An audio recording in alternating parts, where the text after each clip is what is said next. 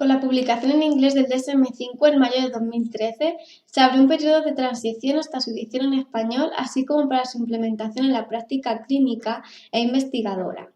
La normal dilación de un proceso de esta envergadura se acompaña en este caso de numerosas críticas y reticencias que han sido suscitadas prácticamente desde su gestación en todos los ámbitos profesionales con los que se relaciona. La publicación del DSM-5, por lo tanto, ha estado envuelta en diversas polémicas desde el inicio. Son muchas las críticas que ha recibido. Vamos a hacer una aproximación general al DSM-5 respecto al DSM-4TR y la CIE 10.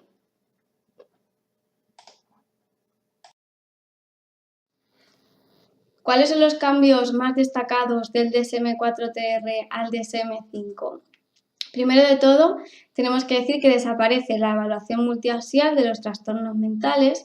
El DSM-5 evoluciona hacia una documentación no axial de los diagnósticos, antes ejes 1, 2 y 3, con notaciones separadas para los importantes factores contextuales y psicosociales que formaban parte del eje 4 y la discapacidad del eje 5. Los clínicos han de seguir recopilando las enfermedades orgánicas que son importantes tanto para entender como para tratar los trastornos mentales del individuo. Para la evaluación de la discapacidad se sustituye la GAF por la WODAS 2.0. El que los diagnósticos estén separados de los factores contextuales y psicosociales es coherente con las guías de la CIE, de la Organización Mundial de la Salud, que ya están consolidadas, que consideran el estado funcional del individuo aparte de sus diagnósticos o de su situación sintomatológica.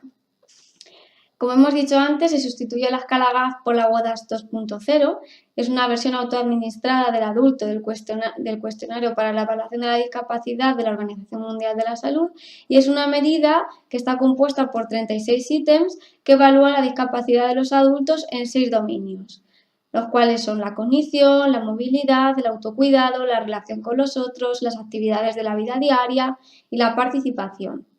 Ofrece una puntuación final que va de 0 a 100 relativa al funcionamiento de la persona en los últimos 30 días, es decir, el último mes. Los cambios que se producen en la estructura general tenemos que decir que pasan desde los 17 grandes epígrafes que conforman el DSM-4TR, se pasa a 22, de los cuales 19 son clases principales y 3 son marginales. Los criterios del DSM-4 para los trastornos de la personalidad no se han modificado, sin embargo, en el apéndice del DSM-5 se incluye un enfoque alternativo para los trastornos de personalidad, que tiene como objetivo hacer frente a las numerosas deficiencias en la perspectiva de los trastornos de personalidad empleada en el DSM-4. En este modelo, los trastornos de personalidad se caracterizan por dificultades en el funcionamiento de la personalidad y por rasgos de personalidad patológicos. El diagnóstico de un trastorno de personalidad requiere 2 valoraciones. La primera es una evaluación del nivel de deterioro en el funcionamiento de la personalidad, que sería el criterio A, y la segunda, la evaluación de los rasgos de personalidad patológicos, que es el criterio B. Los trastornos de personalidad, entonces, que se podrían diagnosticar desde este planteamiento son el antisocial, la evasiva, límite narcisista, obsesivo-compulsivo y el esquizotípico. En el apéndice del DSM-5 se van a plantear afecciones que necesitan más estudio para poder ser incluidos en las siguientes revisiones, como son el síndrome de psicosis atenuado, los episodios depresivos con hipomanía de corta duración, el trastorno de duelo complejo persistente, el trastorno por consumo de cafeína, el trastorno de juego por internet, el trastorno neurocomportamental asociado con la exposición prenatal al alcohol, el trastorno de comportamiento suicida y la autolesión no suicida. Aunque en el DSM-5 mantiene la estructura básica de clasificación categorial originada a partir del DSM-3, en él se reconoce que los trastornos mentales no siempre se ajustan a los límites de un único trastorno. Al menos en teoría, uno de los posicionamientos más importantes e innovadores del DSM-5 fue reconocer oficialmente el carácter continuo que tienen los trastornos mentales. El único ejemplo de clasificación dimensional propiamente dicha corresponde a la clasificación alternativa de los trastornos de personalidad, denominada modelo DSM-5 alternativo para los trastornos de personalidad, la cual finalmente queda relegada a la sección 3, que está fuera de la sección 2, que es donde se ubican todos los criterios y los códigos diagnósticos básicos, manteniéndose en la sección 2 los criterios clásicos para los trastornos de la personalidad tal y como aparecían en el 4. El nuevo modelo dimensional de clasificación de los trastornos de personalidad, en lugar de estructurarse como el antiguo, en un modelo politético categorial basado en síntomas, se basa en variantes desadaptativas de los rasgos de personalidad que se funden imperceptiblemente entre sí y con la normalidad. Como podéis ver, las categorías cambian de ser 17 a ser 22, como he dicho antes.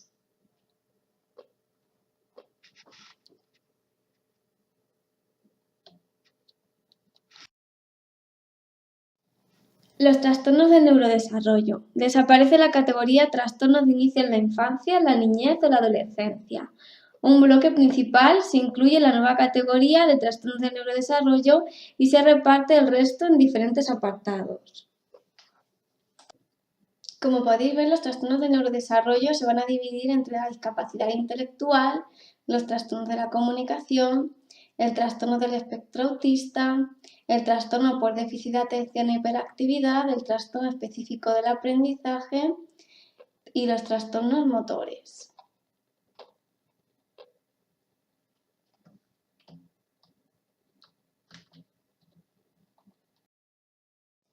Sobre el espectro de la esquizofrenia y otros trastornos psicóticos, desaparecen los 5 subtipos de la esquizofrenia y se cambia el criterio A para la definición de la esquizofrenia, exigiendo siempre 2 síntomas para el cumplimiento del mismo. Se incluye dentro de los trastornos del espectro esquizofrénico del trastorno esquizotípico de la personalidad y desaparece el trastorno psicótico compartido.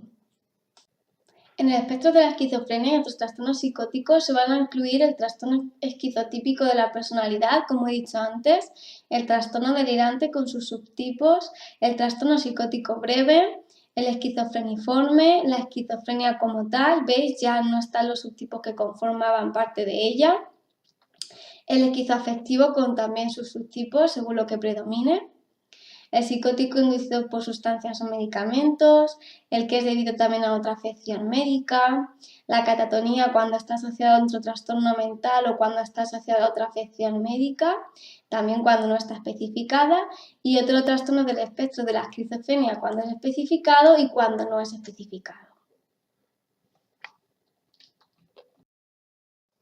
Del trastorno bipolar y otros trastornos relacionados se realizan precisiones terminológicas. Los criterios diagnósticos son ahora tanto los cambios en el estado de ánimo como los cambios en la actividad o la energía. Esto es importante. El trastorno bipolar y los trastornos relacionados. Está el trastorno bipolar tipo 1 con su episodio maníaco actual, hipomaníaco depresivo, también cuando no está especificado. El trastorno bipolar tipo 2, también hay que especificar el episodio, el curso, la gravedad como en los anteriores. También nos encontramos con el trastorno ciclotímico y el bipolar relacionado con la inducción de sustancias o medicamentos. También debido a otra afección médica, también otro trastorno bipolar y trastorno relacionado especificado y cuando no está especificado.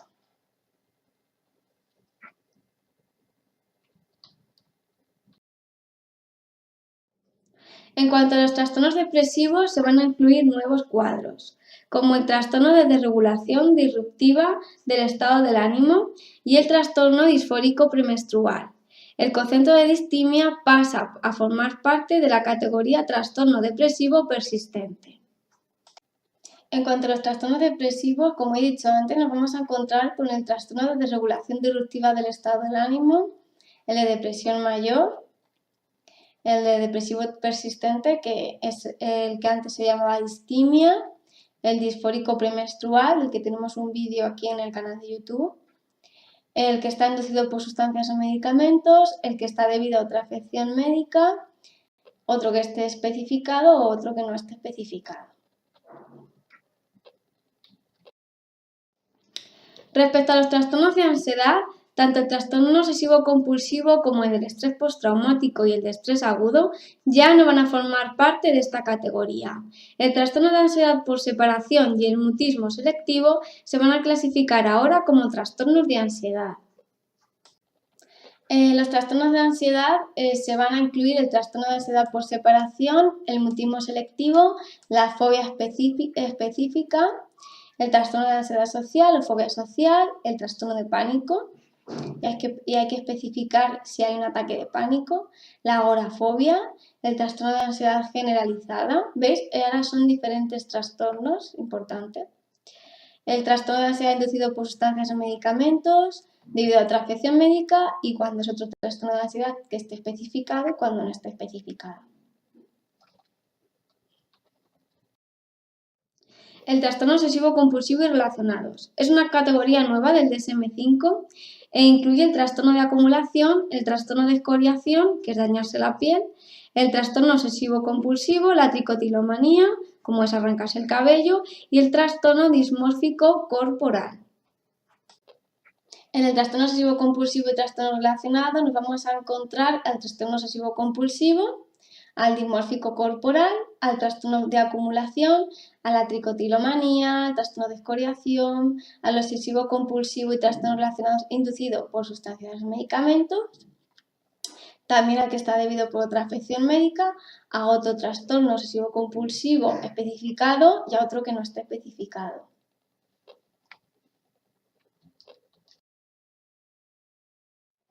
Respecto a los trastornos relacionados con traumas y factores de estrés, el trastorno de apego reactivo infantil, el DSM-4, se convierte en dos trastornos en esta categoría: el llamado trastorno apego reactivo y el trastorno de relación social desinhibida. Se clarifican los criterios diagnósticos del trastorno por estrés agudo, el adaptativo y el estrés postraumático. En cuanto a los trastornos relacionados con traumas y factores de estrés, como he dicho antes, se divide entre trastorno de apego reactivo y trastorno de relación social desinhibida. También nos encontramos con el trastorno de estrés postraumático, el estrés agudo y el de adaptación.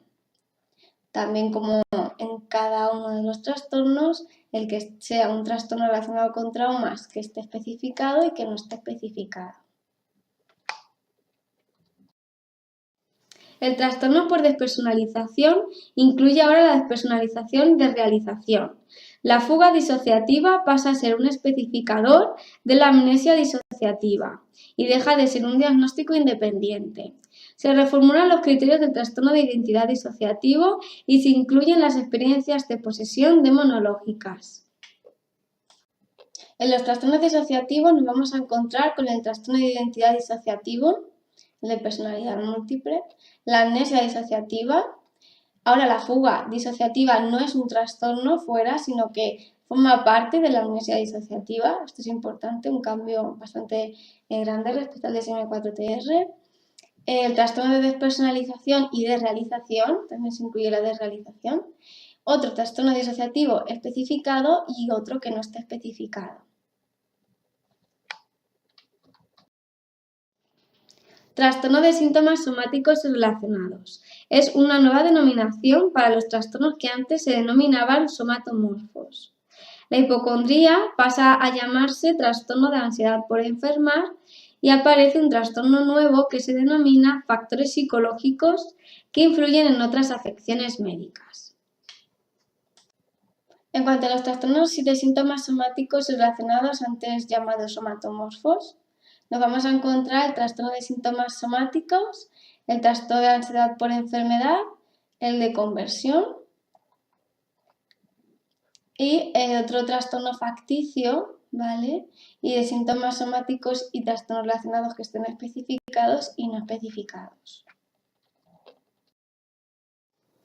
En cuanto a los trastornos de conducta alimentaria y de la ingesta de alimentos, la pica y el trastorno por rumiación se ubican en esta categoría y el trastorno por atracón aparece aquí ya como un trastorno más, ya que en el DSM-4 solo estaba propuesto en el apéndice B. En los trastornos de la conducta alimentaria y de la ingesta de alimentos nos vamos a encontrar con la pica, con el trastorno de rumiación, con el de evitación o restricción de la ingesta de alimentos, con la anorexia nerviosa, la bulimia nerviosa, el trastorno de atracones y otro trastorno que sea de la conducta alimentaria especificado y otro que puede ser no especificado. Los trastornos de la excreción antes estaban situados en los trastornos de inicio de la infancia y adolescencia y ahora forman una nueva categoría. En los trastornos de la excreción aparece la neuresis, la encopresis y otro trastorno de la excreción que está especificado y otro que no está especificado. Los trastornos del sueño y vigilia. Se realizan precisiones terminológicas en los criterios diagnósticos de todos los trastornos. Filiación más precisa de la narcolepsia que aparece asociada a un déficit de hipocretina. En los trastornos del sueño-vigilia nos vamos a encontrar a los trastornos de insomnio, a los trastornos por hipersomnia, a la narcolepsia, ¿vale? Que forma parte de los de hipersomnia, que hay que especificarla si es sin cataplejía, con cataplejía, si es debido a una ataxia cerebelosa autosómica dominante, sordera y narcolepsia, si es de obesidad y diabetes tipo 2, si está afectada por otra enfermedad médica. También los trastornos del sueño que están relacionados con la respiración, como la apnea o hipopnea obstructiva del sueño, la central del sueño con sus subtipos, la hipoventilación relacionada con el sueño, también con sus subtipos, y si está relacionada con el ritmo circadiano del sueño-vigilia. Si es retrasada, es avanzada, irregular, no ajustada a las 24 horas, si es debida a los turnos laborales. Luego también nos encontramos con las parasomnias, en las que se incluye el trastorno del despertar del sueño no REM, si es por sonambulismo o por terrores nocturnos, el trastorno de pesadillas, el de comportamiento del sueño REM, como pues también el síndrome de piernas inquietas. Si es otro trastorno de insomnio que está especificado o no especificado, si es otro trastorno de hipersomnia que está especificado o no está especificado, y si es otro trastorno de sueño-vigilia especificado o no especificado. Las disfunciones sexuales. Aquí la dispareunia y el vaginismo se unen en una sola categoría. El trastorno de dolor genitopélvico penetración. Los trastornos del deseo y de la excitación sexual se agrupan en un solo trastorno, como es el trastorno de interés o excitación sexual femenino. Para todas las disfunciones se exige una duración mínima de 6 meses, excepto para la inducida por sustancias. En las disfunciones sexuales nos vamos a encontrar a la eyaculación retardada, al trastorno eréctil, al trastorno orgásmico femenino, al del interés y excitación sexual también femenino, al dolor genético pélvico de penetración, como he dicho antes, al de deseo sexual hipoactivo en el varón, a la eyaculación prematuria precoz, también cuando está inducida por sustancias o medicamentos o si es otra disfunción sexual especificada o no especificada.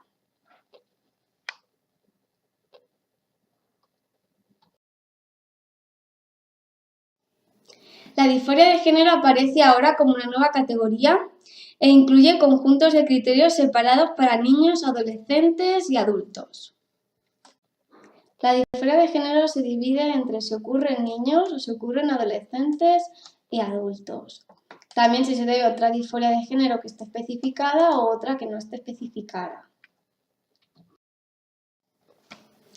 Los trastornos disruptivos del control de los impulsos y de la conducta.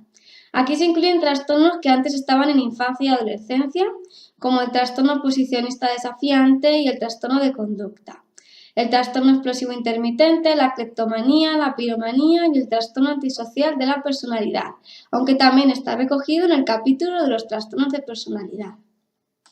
En los trastornos disruptivos del control de los impulsos y de la conducta nos vamos a encontrar al trastorno negativista desafiante, al explosivo intermitente, al trastorno de personalidad antisocial, al trastorno de conducta, perdón, que me lo he saltado, a la piromanía, a la cleptomanía y a otro trastorno disruptivo del control de los impulsos y de la conducta que esté especificado u otro que no esté especificado.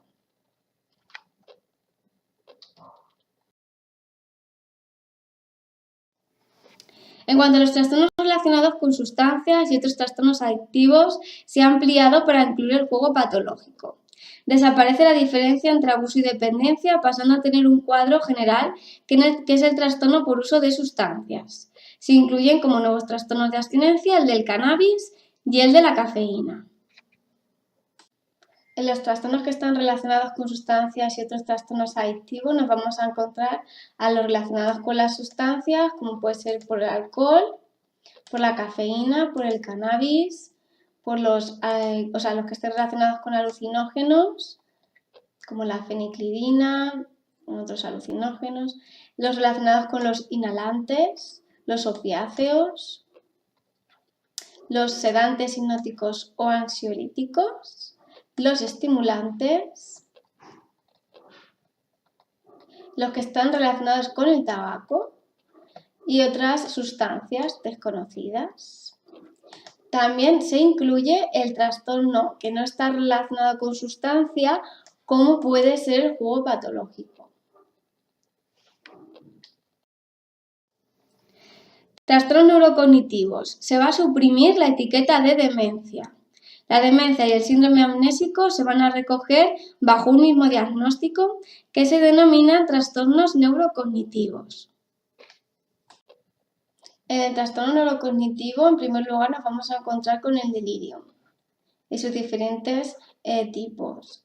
Sobre los trastornos neurocognitivos mayores y leves, nos vamos a encontrar con el que está debido por el Alzheimer, por el neurocognitivo frontotemporal mayor o leve, por el de cuerpos de Lewy,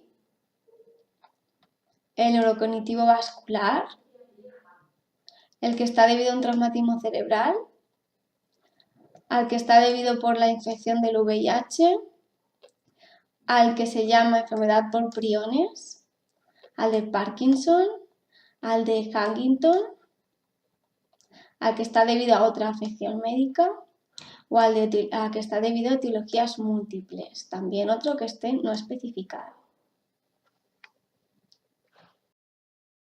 En cuanto a los trastornos de personalidad, los criterios diagnósticos no han cambiado respecto al DSM-4, aunque sí que hay un apéndice nuevo en el que se incluye un enfoque alternativo para estos trastornos. Tiene como objetivo hacer frente a las numerosas deficiencias en la perspectiva de los trastornos de personalidad empleados en el DSM-4. En este modelo, los trastornos de la personalidad se caracterizan por dificultades del funcionamiento de la personalidad y por rasgos de personalidad patológicos. El diagnóstico de un trastorno de personalidad va a requerir dos valoraciones. La primera, una evaluación del nivel de deterioro en el funcionamiento de la personalidad, que sería el criterio A, y una evaluación de los rasgos de personalidad patológicos, el criterio B. Los trastornos de personalidad que se podrían diagnosticar desde este planteamiento son antisocial, evasiva, límite, narcisista, obsesivo-compulsivo y esquizotípica. Los trastornos de personalidad están divididos en clústeres o en grupos. En el grupo A se encuentra la personalidad paranoide, esquizoide y esquizotípica. En el grupo B, la antisocial, límite, histriónica y narcisista. Y en el grupo C, la evitativa, dependiente y la obsesivo-compulsiva. También se encuentran otros trastornos de personalidad, las que están divididos a afección médica y otros que estén especificados y que no estén especificados.